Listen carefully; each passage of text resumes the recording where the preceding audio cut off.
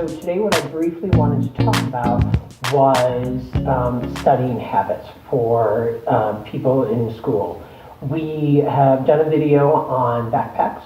We have talked about how backpacks and sitting can be done optimally for students in school. But I want to talk a little bit more about the concept of studying.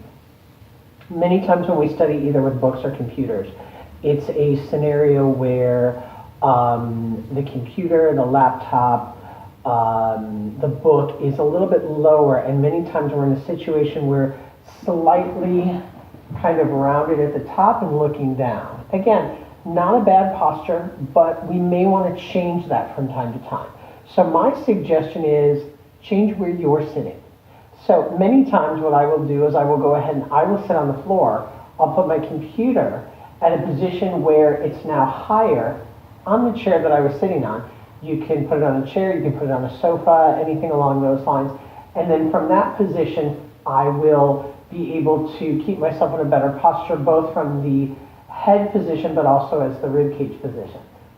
Not a position that I want you to keep the whole time that you are studying, but something where you can change it up. So maybe 20 minutes to a half an hour, I will sit at the desk. Next 20 minutes to a half an hour, I will sit down on the floor and change my position to here. I may even take it into the kitchen and put it on the countertop and stand for a little while.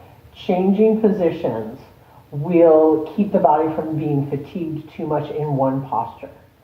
So find other ways to do it. I've even had some people talk about how they like to lay on their stomach and do some studying. Again, one of those things where I would not recommend you do it all the time, but definitely something where it can change the posture, change the muscles that are working, keep you from fatiguing out and going into compensation. So again, sitting on the floor, computer or book on the chair is an option. Laying down on the stomach and reading is an option. Or standing at the countertop in the kitchen can be an option.